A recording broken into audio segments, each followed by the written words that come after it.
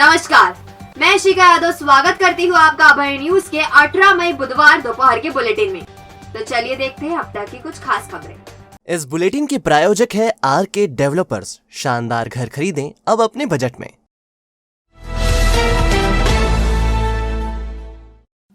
माकड़ोम थाने नयाखेड़ा तिलावदी में मंगलवार रात पत्नी को पीट रहे शराबी पुत्र को समझाना एक पिता को भारी पड़ गया। डंडे मार मार कर उसने पिता की हत्या कर दी। पुलिस ने शराबी पुत्र के खिलाफ प्रकरण दर्ज किया है। फिलहाल वह फरार है। दरअसल नयाखेड़ा तिलावदी में रहने वाले 70 साल के छगनलाल पिता रुगाजी मंडोर पेशे से मजदूर थे। उनके 3 बेटे हैं, बड़ा बेटा प्रकाश, मंझला बेटा रामचंद्र और छोटा बेटा दिलीप। तीनों बेटे भी मजदूरी करते हैं। मंगलवार शाम छोटा बेटा दिलीप शराब के नशे में धुत होकर आया और पत्नी सुनीता को पीटने लगा। पिटाई से बचने के लिए सुनीता भागकर छगनलाल की तरफ आई तो छगनलाल बहू को बचाने लगे। इसी बीच दिलीप ने पिता को भी लाठियों से पीटना शुरू कर दिया। सिर पर लाठी का घातक वार लगने से छगनलाल बुरी तरह घायल हो गए। उन्हें उपचार के लिए तराना अस्पताल ले जाया गया, जहां से हालत गंभीर होने पर उज्जैन रेफर कर दिया गया। यहां बुधवार सुबह छगन की मौत हो गई। भाई रामचंद्र ने बताया कि छोटे भाई दिलीप बहू सुनीता को पीट रहा था। वह बचने के लिए पिता की तरफ गई तो दिलीप ने पिता को भी मारा। इससे उनकी मौत हो गई। थाना प्रभारी अशोक शर्मा ने बताया कि छगनलाल के 4 पुत्रों में से एक की मृत्यु हो चुकी है। 3 पुत्र साथ में ही रहते हैं। छोटे पुत्र ने पिता को लाठियों से पीटा, इसी वजह से पिता की मौत हो गई। आरोपी फरार है। आदमी कौन लड़ाई कर रहे? दिलीप उसकी औरत के मारी दिया था। हाँ, तो ये भाग के आई उधर मेरे घर की तरफ। तो उनके छोड़ा का चक्कर में, बचाव का चक्कर में, तो उनके दही दी लाकड़ी खींची गई। अच्छा, उनको लग गया, आपकी पिताजी को लग गई? मेरा पापा था। दी सही। अच्छा, मारी उन्होंने? हाँ, मारी सही। कब की घटना है, फिर क्या हुआ था? वही 11:30 बजे का। अच्छा, उसके बाद फिर कहाँ अस्पताल लेकर गए? ताराना लेके गया। ताराना से उज्जैन लेके आया। अच्छा, कब हुई फिर मौत उनकी? ये हुई है 6 बजे का, 6:45 सुबह 6 बजे। Control room, police control room और गांव नवाखेड़ा के चौकीदार से सूचना मिली थी कि छगन पिता रघुनाथ जी जो हैं ये अपने पुत्र को समझाने गए थे, जो अपनी पत्नी के साथ मारपीट कर रहा था, दिलीप जो आरोपी है। तो उसी दौरान जब समझाने गए तो ये दिलीप द्वारा इनके पिता के सिर पे लकड़ी मारकर चोट पहुंचाई गई थी। चूँकि ये गांव सीधा तराना से पास में पड़ता था, तो ये सीधे तराना लेके आए थे इसको, और तराना से रेफर उज्जैन किया गया था, जिसके दौरान इलाज आज सुबह इसकी मृत्यु हो गई है। सूचना पर हम लोग अभी यहाँ आए हैं। FSL मैडम भी आ रहे हैं, अपनी आगे की जांच करेंगे, अपराध पंजीबद्ध कर। आरोपी जो है छगनलाल जी है, इनका पुत्र है 3रे नंबर का। 4 पुत्र थे, 3 पुत्र जिंदा हैं, अभी एक की मृत्यु हो चुकी है पूर्व में ही। और ये जो 4थे नंबर का पुत्र था दिलीप, इसकी तलाश जारी है अभी। राघवी थाने के खेड़ा खजूरिया में एक युवक को 2 युवकों ने गले पीठ में चाकू मारकर बुरी तरह घायल कर दिया। 40 से ज्यादा टांके होने के बाद भी आरोपियों के खिलाफ पुलिस ने मामूली धाराओं में प्रकरण दर्ज किया है। युवक घटना के 10 दिन बाद भी अस्पताल में भर्ती है और अब तक पुलिस ने उसका बयान तक नहीं लिया है, जबकि आरोपी अभी भी घायल को धमका रहे हैं।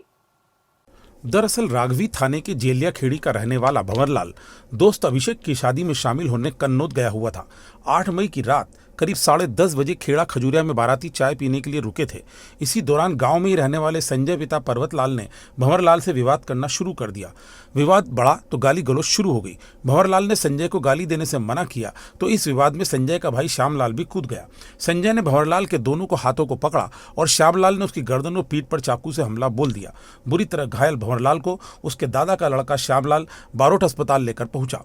राघवी से उपचार के बाद उसे उज्जैन रेफर कर दिया गया। यहाँ भी उसकी हालत गंभीर बताई जाती है। भाई कन्हैयालाल ने आरोप लगाया कि गर्दन और मुंह में भारी चोट होने के बावजूद पुलिस ने मामूली हमले की धाराओं में प्रकरण दर्ज किया है।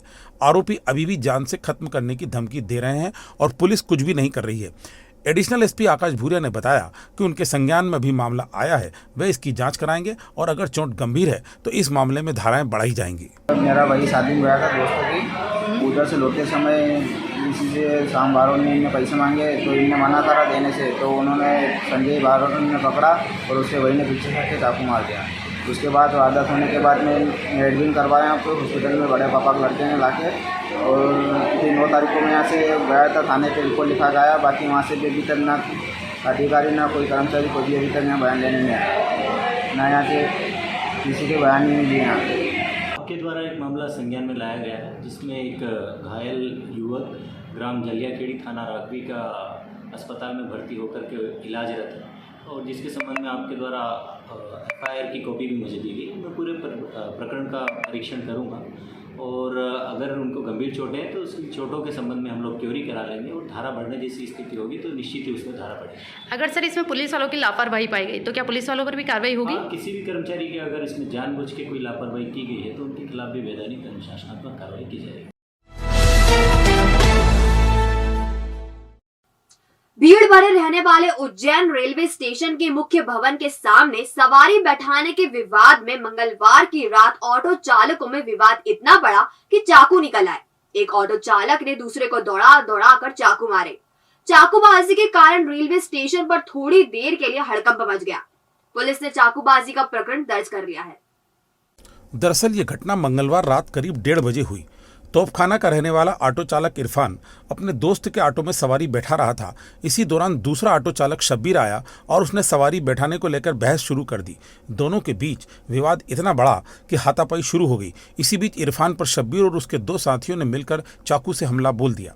इरफान ने बताया कि वह खाना खा रहा था। उसी समय सवारी आई तो मैंने मेरी सवारी मेरे दोस्त के ऑटो में बैठा दी। शब्बीर इससे नाराज था। उसका कहना था कि सवारी वह लेकर जाएगा। जब इरफान ने उसे ऐसा करने से मना किया तो वह लड़ाई पर उतर आया और चाकू मार दिए। घटना की रिपोर्ट GRP थाना में दर्ज कराई गई है। घायल का इलाज जिला अस्पताल में चल रहा है। यहाँ हम आपको बता दें कि ऑटो चालकों के बीच विवाद होना कोई नई बात नहीं है। सवारी बिठाने की बात पर यह जब तब भिड़ लेते हैं और चाकूबाजी भी कर लेते हैं। रात में 1:30 बजे मेरे साथ घटना हुई थी। सवारी के साथ में घटना हुई। सवारी के चक्कर में लेके और मैं सवारी बिठा रहा था, इतने में शब्बीर आया। उनने चाकू से मेरे साथ जानलेवा हमला कर दिया। और कौन थे उसके साथ में 2 जने और अन्य थे। इससे पहले आपका कुछ विवाद हुआ था? कुछ भी विवाद नहीं है, सवारी के चक्कर में विवाद है। वो भी ऑटो चलाता है? वो भी ऑटो चलाता है। मध्य प्रदेश में पंचायत और नगरीय निकाय चुनाव OBC आरक्षण के साथ होंगे, लेकिन कुल आरक्षण किसी भी सूरत में 50% से ज्यादा नहीं होगा। बुधवार को कैबिनेट मंत्री मोहन यादव ने बताया कि मध्य प्रदेश सरकार द्वारा नगरीय एवं पंचायत चुनाव के लिए दायर किए गए पूरक प्रस्ताव को सुप्रीम कोर्ट ने मान लिया है। इस मुताबिक अब प्रदेश में OBC आरक्षण के साथ चुनाव होंगे। हालांकि कुल आरक्षण किसी भी सूरत में 50% से अधिक नहीं होगा। सुप्रीम कोर्ट ने पहले OBC आरक्षण के बगैर ही चुनाव करने का आदेश दिया था। ताजा फैसले के बाद अब मध्य प्रदेश में पंचायत और नगरीय निकाय OBC आरक्षण के साथ होने का रास्ता साफ हो गया है। श्री यादव ने OBC आरक्षण दिलवाने के लिए PM नरेंद्र मोदी और CM शिवराज सिंह चौहान के प्रति कृतज्ञता भी जताई है। हम सबका सौभाग्य है, यशस्वी मुख्यमंत्री और माननीय प्रधानमंत्री जैसा सबकी भावना रहती है कि हम सभी वर्गों को लेकर चलना चाहते हैं। किसी भी वर्ग के कोई भी हितों के बारे में कोई मुद्दा आएगा और माननीय न्यायालय को सामने वो पक्ष रखने के लिए, जैसे OBC आयोग का मुद्दा आया, माननीय प्रधानमंत्री और माननीय मुख्यमंत्री जी चिंतित थे और हमने मध्य प्रदेश सरकार का पक्ष माननीय मुख्यमंत्री जी के माध्यम से रखा था। और यही कारण है कि सुप्रीम कोर्ट ने इस बात को कंसिडर किया है कि OBC एक बहुत बड़ा मुद्दा है और OBC वर्ग के आरक्षण को जोड़ करके ही आगामी समय में, जैसा कि मुझे अभी आपके माध्यम से जानकारी आई है, यद्यपि विस्तृत आर्डर की कॉपी आना बाकी है, लेकिन OBC वर्ग का जो ध्यान रखा है माननीय न्यायालय ने, मैं धन्यवाद देना चाहूँगा कि हम जिस प्रकार से बात कहते आए थे कि OBC, SC, ST या सामान्य निर्धन सभी प्रकार के लोगों को लेकर के सरकार चलना चाहती है और हमें संतोष है कि उस न्यायालय ने भी, माननीय सुप्रीम कोर्ट ने भी उस मुद्दे का उसी तरह से ध्यान रखा। 2 दिवसीय जिला स्तरीय चिकित्सा शिविर का बुधवार को शुभारंभ किया गया। कैबिनेट मंत्री मोहन यादव ने शिविर का शुभारंभ करते हुए कहा कि शिविर के माध्यम से लोगों को बेहतरीन उपचार मिल सकेगा। चरक अस्पताल में शिविर अपने तय समय से करीब 1 घंटे की देरी से शुरू हुआ। इसकी वजह रही अतिथियों की देरी। हालांकि अतिथियों की देरी से आने का खामियाजा शिविर में आए लोगों को पसीने पसीने होकर भुगतना पड़ा। 42 डिग्री तापमान के बीच लोग शिविर के शुभारंभ का इंतजार करते रहे। खैर, शिविर का शुभारंभ हुआ और उसके बाद परीक्षण भी शुरू हुआ। सीएमएचओ डॉक्टर संजय शर्मा ने अतिथियों का स्वागत किया। सांसद अनिल फिरोजिया और भाजपा के बड़े नेता कार्यक्रम में उपस्थित थे, लेकिन उत्तर विधानसभा क्षेत्र के विधायक पारस जैन शिविर में मौजूद नहीं थे। कैबिनेट मंत्री ने कहा कि मार्च महीने में शिविर की रूपरेखा बनाई गई थी और चूंकि इस समय गर्मी का दौर है, ऐसे में गर्मी जनित रोग बढ़ गए हैं। शिविर के माध्यम से गर्मी जनित रोगों के मरीजों को बेहतर इलाज उपलब्ध हो सकेगा। मार्च में जो मीटिंग की थी कि सभी जिला चिकित्सालयों में जो स्वास्थ्य के शिविर हर जिले में लगाए जाए, उसी परिप्रेक्ष्य में 2 दिवसीय आज ये जिला स्तरीय शिविर का शुभारंभ हुआ है। मेरी अपनी ओर से अच्छे कार्यक्रम को बधाई, और हम उम्मीद कर रहे हैं कि चूँकि गर्मी का सीज़न है, कई प्रकार की बीमारी फैल रही है, ऐसे में स्वास्थ्य शिविर बड़ी मदद करेगा। उसकी बहुत आवश्यकता थी। मुझे संतोष है जिला चिकित्सालय में आज जो स्वास्थ्य शिविर लग रहा, उसके बड़े पैमाने पर सारे लोग लाभ लेंगे। मध्य प्रदेश ताइक्वांडो एसोसिएशन की राष्ट्रीय ताइक्वांडो प्रतियोगिता मध्य प्रदेश ने जीत ली। उत्तर प्रदेश दूसरे और गुजरात तीसरे स्थान पर रहा। माधव सेवा न्यास भारत माता मंदिर में हुए कार्यक्रम के मुख्य अतिथि स्टेट प्रेस क्लब अध्यक्ष प्रवीण खारीवाल थे। अध्यक्षता मध्य प्रदेश सॉफ्टबॉल के उपाध्यक्ष अनिल श्रीवास्तव ने की। विशेष अतिथि स्टेट प्रेस क्लब की उपाध्यक्ष सोनाली यादव थी। प्रदेश ताइक्वांडो एसोसिएशन के अध्यक्ष गौतम लश्करी ने कोच, मैनेजर एवं रेफरी को प्रतियोगिता की सफलता के लिए बधाई दी है। ओवरऑल प्रथम चैंपियन मध्य प्रदेश, सेकंड उत्तर प्रदेश एवं तीसरे स्थान पर गुजरात रहा।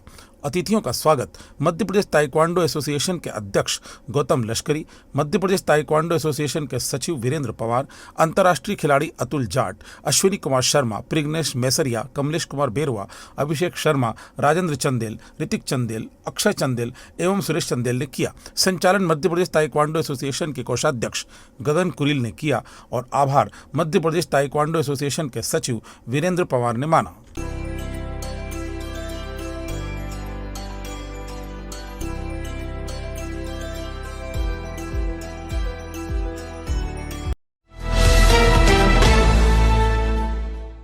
तो आपने देखा हमारा बुलेटिन। यह आपको कैसा लगा, इसका फीडबैक हमें हमारे कमेंट सेक्शन में जरूर दीजिएगा। कल फिर मिलेंगे नए बुलेटिन के साथ। नमस्कार।